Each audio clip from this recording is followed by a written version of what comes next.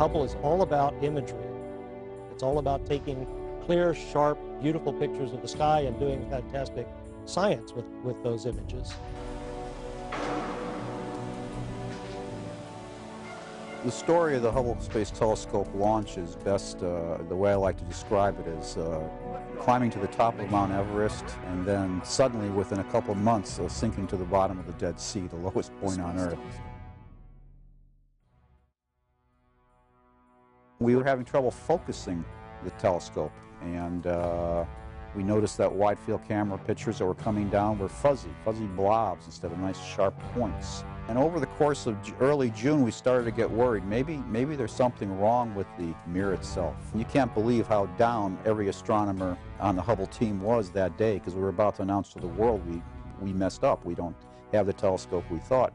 The conclusion we've come to from that is that there's a significant spherical aberration appears to be present in the optics. And the simplest way of understanding it is that when you have a mirror that's focusing, the light all comes together at a single point is the objective of the exercise. You want the light to come together and focus at a single point.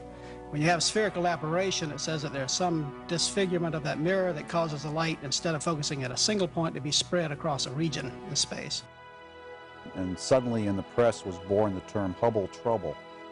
I remember giving a talk to some young kids, they were kindergarten kids, really young kids, about the wonders, Hubble. And I said the word Hubble telescope, and it was like I was Jay Leno. Everybody laughed.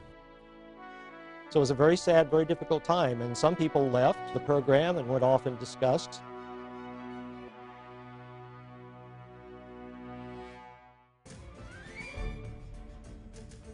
John gave me this one ray of hope.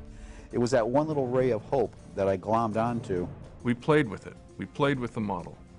And we realized that if the error were in the primary mirror, we could make our correction with a little mirror about the size of a nickel inside our camera. So we purposely made the mirror in our instrument, and therefore our whole camera, out of focus with a minus sign. It was as profoundly out of focus as the Hubble telescope was. Exactly. And that was not easy. We were finishing up the final optical alignment, and the NASA administrator, Dan Golden, visited JPL. We went to the clean room, and he said, "What's going on here?" Larry Simmons, the project manager, says, "Well, we're here to fix the Hubble telescope." And his response was, "No, you're here to save the agency."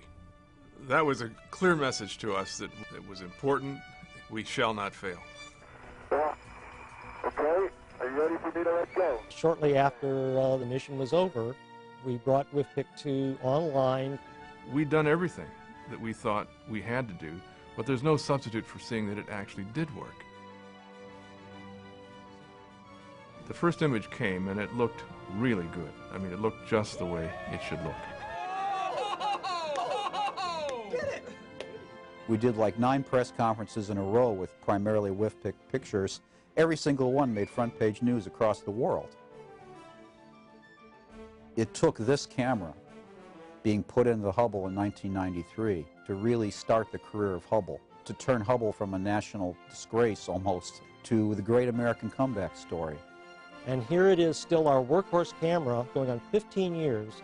It's going to be a tough moment when it comes out of the Hubble, because I remember exactly the moment it was placed in the Hubble. But I really look forward to be able to walk up to it and touch it someday in the Smithsonian and say that's the camera that saved Hubble.